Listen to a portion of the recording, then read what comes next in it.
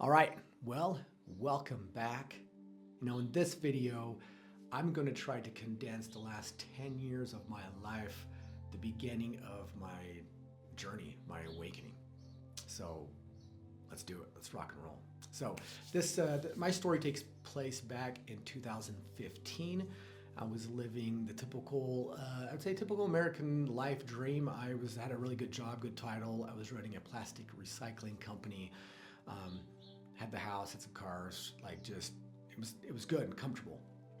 And but deep down, I wasn't happy, and I masked that with sex, drugs, and rock and roll.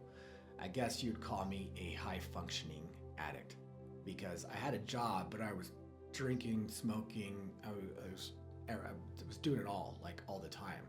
And so in my mind, as long as I had a job, I didn't consider myself as an addict. And so that was my life. Like my main addiction, I was addicted to every sense of the word, of everything. But my main one was sex. I was a sex addict. Yeah, I choked the chicken, beat the meat, 3-4 times a day. I was drinking every single day. I was getting high every night. I was just doing hard drugs on the weekends.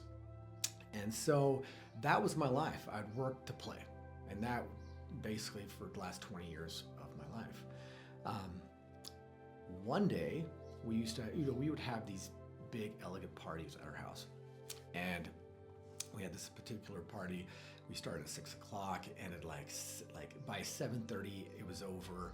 Everybody, there's places trashed, people are passed out, and my wife and I were cleaning up. And I looked at her, all high and all, and I said, I could do this the rest of my life.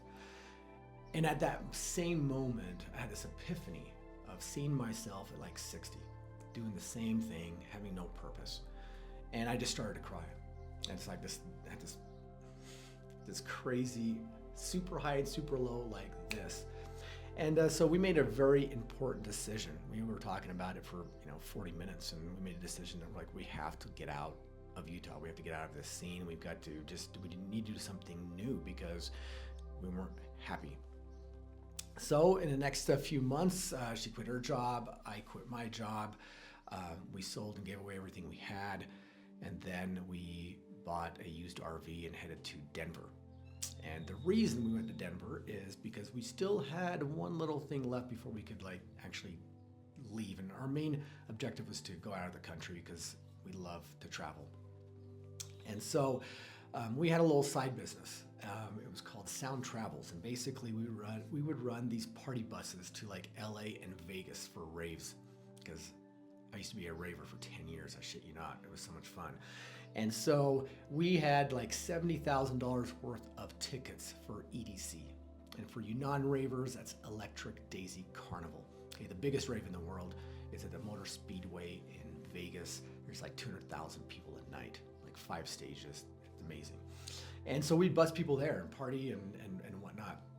And so we're like, okay, we're going to Denver because it's a pretty big rave spot. We got to get rid of these tickets, and we have these packages. We would have the hotel and everything else. And so we went there to kind of calm down the party scene, and it didn't work. We just found new party friends and whatnot. But we, a few months before the big show, I called up the bus company, and they let me know that they had sold all of our buses, and we had contracts and everything for it. It didn't matter. Something happened, and so we were kind of scrambling, and there's no buses from the west all the way to Colorado, and we were looking at Kansas City to getting our buses so we can transport people over, which is our main part of our main thing. And so we're kind of scrambling. What are we going to do? 2 weeks later, our hotel casino called up and told us that they got bought out and they were getting torn down. And I think it was Planet Hollywood or Ladders. I forget which one it was. But anyway, this all happened in 2 weeks. And the reason I'm telling you this story is because the universe, God, whatever you want to say, name, it has a good way of kind of kicking you in your ass. And it's kind of nudging you forward. No, dude, you can't keep this in your life. There's just no way you can keep any of this in your life.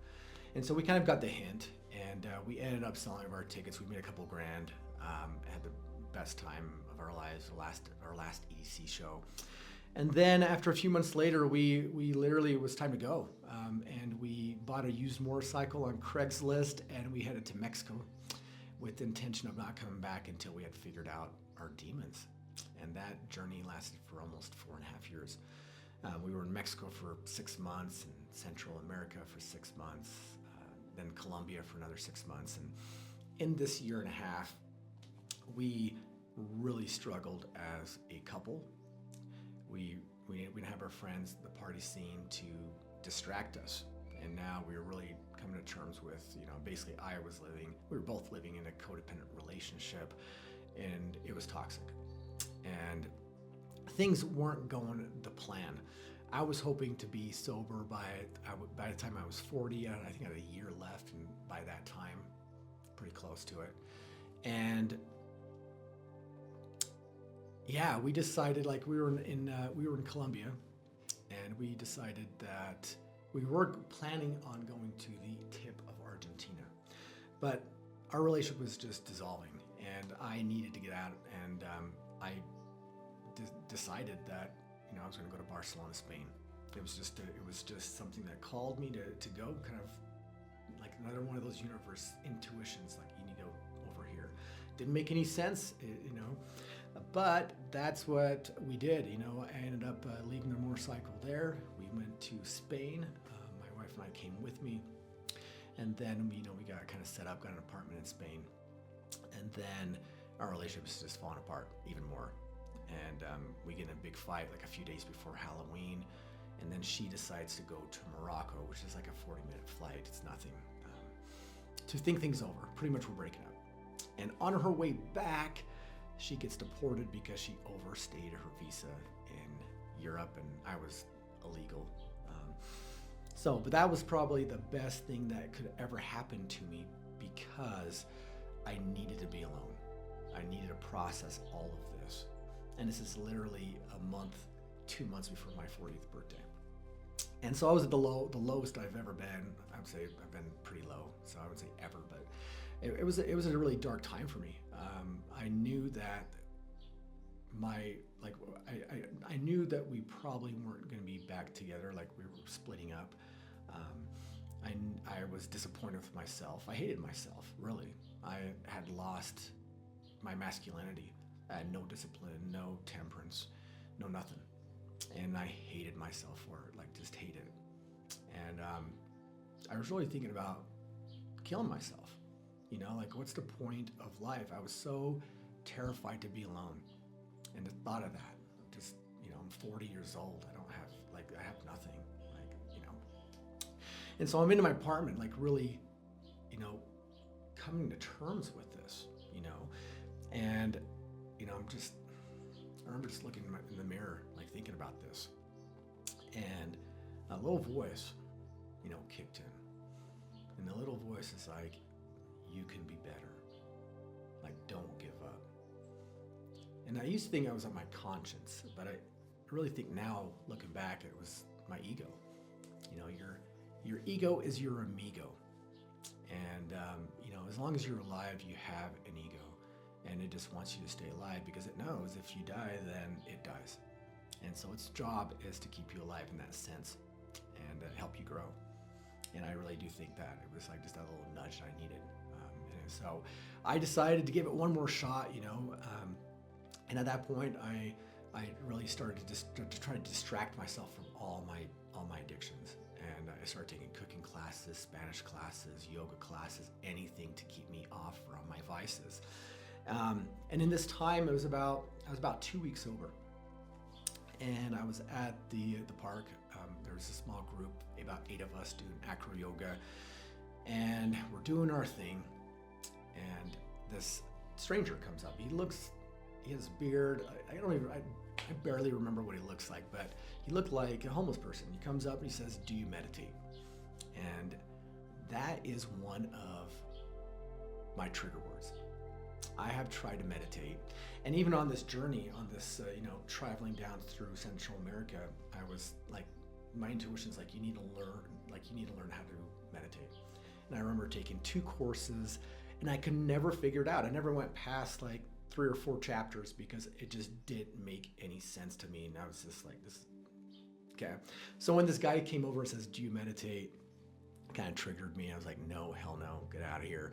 All the other, my friends that were, doing the acro yoga, they kind of grabbed their belongings because there's a lot of petty theft in Barcelona, lots. And so they were, this guy looked a little shady, and so they grabbed their stuff. They didn't even talk to him, really. They even had one of my friends like, don't talk to him, don't encourage him.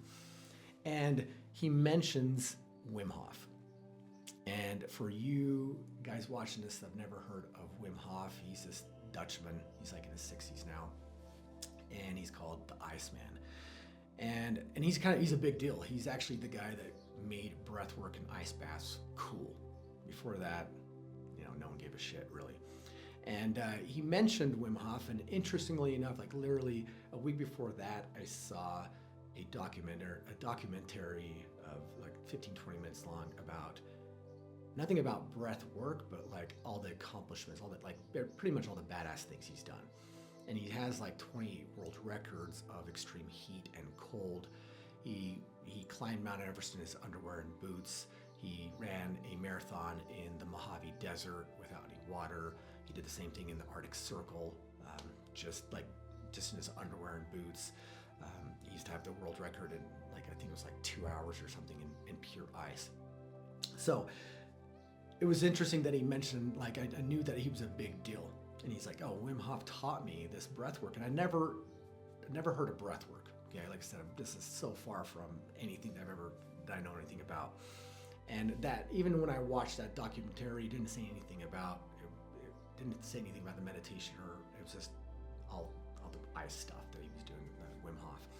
So he goes, look, this is going to change your life. Give me 5 minutes. So I said, okay, sure. And so, I was the only one. He's teaching me. I'm just like looking like an idiot. Like he's like, okay, you got to breathe this way for 60 counts, and then you're going to hold your breath. Okay, so let's go ahead and do it. And I'm doing it. And then the next thing I know, I'm huffing and puffing. Next thing I know, I'm levitating off the ground about this much. And I couldn't freaking believe it. Not kidding, no. My little joke, but no, nothing happened at all. And what was kind of crazy was one of my friends asked me a question, and I turned around and had a 10-second conversation with her. And when I turned around, the guy was gone. And I don't remember his name, really what he looks like. And it was kind of weird. Like no one saw him leave. He just, where'd the guy go? Everybody was checking their bags, making sure it was still there. And it's Barcelona, so, who knows? Lots of weird stuff happens there. And so, we just went along with the practice. And on my way home, my intuition kind of kicked in. And it was like something happened here. It was like, it was weird. It's like, don't forget about this. And so when I got back to my apartment, it was dark by then, and he gave me the instructions, and the personality that I have is, I go hard. And I pretty much okay, well, that didn't do anything what I did, so I'm going to quadruple, and I'm going to do 3 of these rounds. So instead of 60 breath counts, I'm going to do 250, and I'm going to do it 3 times, and I'm going to, so modifying it pretty much. So I'm doing this breath technique in my apartment, sitting up, and I'm huffing and puffing and doing it. And the first round, I was just like, okay, I'm starting to feel kind of tinglings. I'm feeling different. By the third round, I'm feeling a little bit more. By the third round, I blast off.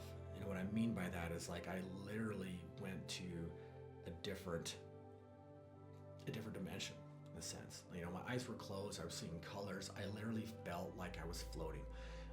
My hands were had these lobster claws. I had tingling sensations, and I just had this big spiritual experience. I just started to cry. It's like my heart just went, it seemed like. And I just remember thinking to myself, this is meditation. This is what I've read about. This is what, I wasn't thinking about anything with emotion. I was just thinking about the present moment. And I had one of these aha moments. Some people call them downloads. But there's moments of clarity. that we have. And my intention going, like, right before I started doing this, I was thinking to myself, like, why am I such a fuck up? Like, what happened? How did I get to this point in my life? And in this process of the meditation, I just had this sense of being, of just loved, but also, like, I had this feeling that it was like this voice in my head that was just like, keep doing everything that you're doing. Focus on your sleep. And it was so direct, okay? And then right after that, I pictured a picture of a journal. And so, this is all happening, this meditation that I'm having. Like, oh my God, like, what do I do? It's like, no, just, you need to focus on your sleep, journal about it. And so, like, after I kind of came out of this, like, just kind of being like, what just happened? Like, holy shit. And I just started journaling about it, about my experience. And that next morning, and I slept like a baby that time too. But that next morning, I decided to do it again. And that's when lots of clarity came. That second time I did is when I remembered my childhood trauma. And really just to, not to get too much into it, but I was raised really religious. And at 18, right after like a week after I graduated high school, my mother put a restraining order on me because I didn't go on a mission. And that's what all the boys do. And I was so, like, she couldn't have that. And she was so disappointed in me. And so I was kicked out of the home. And I was on the street, and I literally, like, I felt abandoned. I felt so angry, and I hated her. I hated the religion, all of it. And I started trying to kill myself. And then literally I got into alcohol, and then because of that, I got raped, and all of this shit happened because of the decisions that my mom made, and the decisions I did too. But like I said, I was 18 at the time, and I remembered all of these things that I'd literally stuffed down with addiction. And I think addiction really did save my life, because the way I was going, I was trying, and then I found the party scene, and that literally took over, and I distracted myself. And then I was able to see that through the breath work, through the meditation. I was able to see that and experience it and understand. I was able to see it in a different perspective. And I remember thinking to myself, like, that's not me. That happened 22 years ago, or no, like 21 years ago. No, yeah, 22. I don't know, can't even count. But that happened so long ago, and yet I'm still suffering for it. I'm still doing this stuff. But now I had now I understood. And I just remember thinking to myself, like, that's not me. Why am I still reacting to that? And it was so unconscious. Okay. And so that really changed everything for me. Between that first two sessions, I started doing this in the morning and at night. And that first session was more about focus on your sleep. I had insomnia for 20 years because of my lifestyle. And it was like really specific. It's like, dude, focus on your sleep, forget everything else. And so I literally started journaling my whole life, multiple times a day, everything. And literally, I think about 4 to 5 weeks later, I had figured out my insomnia, just from journaling and like everything out, and meditating and breathing, and like literally I had to get guidance of what I needed to do. And this is what I want to teach you guys, this technique, because it is by far the easiest and most accessible things you can do. Besides psychedelics, which you can't do every single day, this is the fastest way to calm your nervous system down, and also balance. Basically what you're doing is you're balancing your left and right hemispheres of your brain. And that's what we want. We want to start observing our world instead of reacting. And the more and more we can breathe, the more and more we can meditate, the more we can observe, and the more we can choose. It's before that, I didn't know I had choice. until I brought awareness to my life, to the shadows, to the things, to my thoughts. And then when I was aware of those, then I was conscious enough to be like, oh, wait a second, I do want to change. And a perfect example is when my wife came back 4 months later, and a few days later we get in this big argument, and I remember it was almost like everything slowed down. But I used to have a really bad temper, really loud. I wasn't physically abusive, but I'm verbally abusive. But I'd yell, and I remember, whatever the argument was she triggered me and whatnot. And I remember just sitting there and listening, and she was expecting the old me, and I just there was something that's like, just listen, and I just listened, right? Isn't that what you're supposed to do, right? I never have. And that freaked her out because I didn't react. And then she flipped out. She reacted a certain way, and she left the apartment. And I remember just sitting there thinking like, holy shit, dude, I chose that. Like, there was that split moment that I wanted to just lose my shit and win the argument, and I didn't.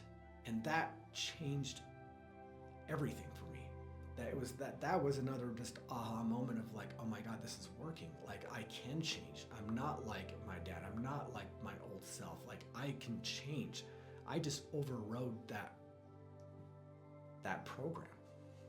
And so that's a perfect example of what this does. The more you become aware, the more you become aware, the more you can start tweaking things in your life so you can have different outcomes. So you can change who your old self. Because literally, when you start on this awakening journey, it's a very it's not all rainbows and unicorns.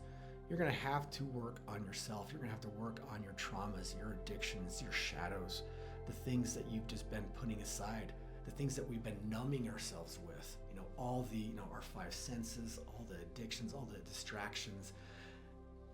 And so when you start to take those things away and start making way for yourself, and you start bringing that awareness in your life, and you start to observe, then that's when the hard work, it's difficult.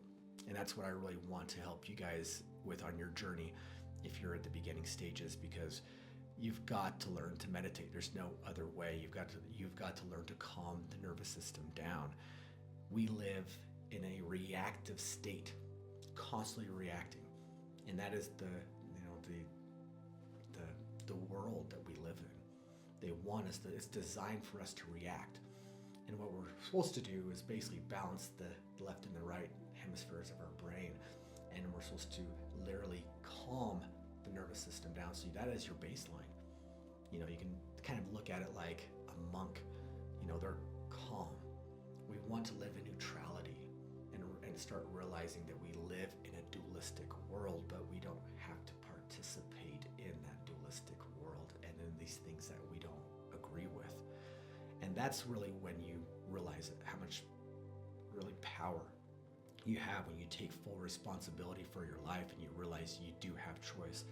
And before you didn't. Like this for me, I didn't think I had choice. It was the illusion of choice. But when you start becoming aware, start dabbling with consciousness and asking all the important questions of your life. Why are you here? What's my purpose? Can I create the life that I want? All of these things. When you start, that is awakening. You'll have to learn to calm the nervous system down so you can literally start navigating your life and start making those changes, because they're going to be massive changes to start to unlearn or unplug from the matrix. Speaking of the Matrix, I love that show, and it was always my favorite show, and I didn't realize why until 10 years later, or 15 years later, because it represents waking up. And that's literally what we have to do. We have to unlearn the majority of what we've been taught, and then decide to really going back to, who are we as a soul? Can we remember that? Can we align our minds, body, and spirit? Can we live that way? And we can. We really can.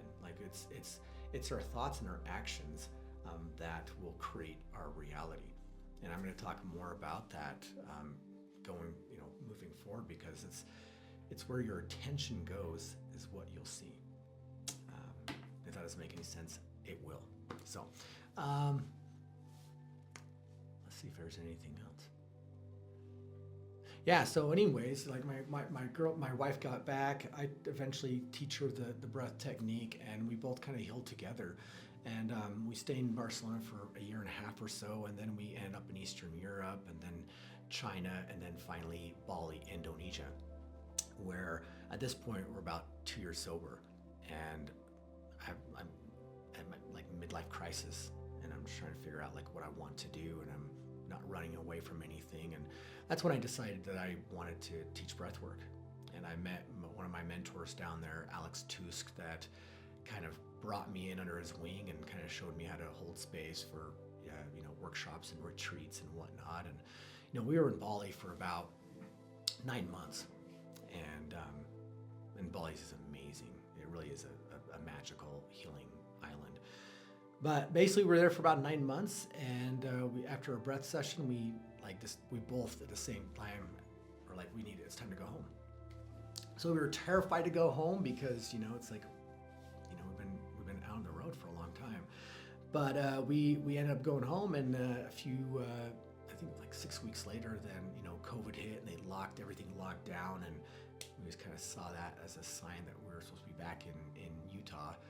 And so we created a community called Inner Alchemy, where we just had ice baths, breath work, different plant medicine ceremonies for the community there, and just kept that going. It was awesome. So we did that about 5 years,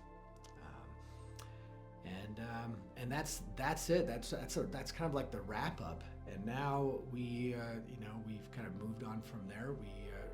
I have 2 kids, and we relocated to Mexico about 9 months ago, and that's where we're here, going through our awakening still. And this is why I'm making these videos, because I've been afraid to speak like what's been happening to me in the last 10 years, but really in the last 6-7 years of this kind of transformation, and there's a lot of misinformation about what awakening is, the spiritual side of it. And I used to think that if you get to a certain level, all your problem's going to go away, you're going to be manifesting money and all this stuff, and it's just simply not true. You're still human. You still have to put effort. You still need to create. You still need to do things. And that's part of this experience. We're here to experience as many things as we can as a soul in this physical body. So,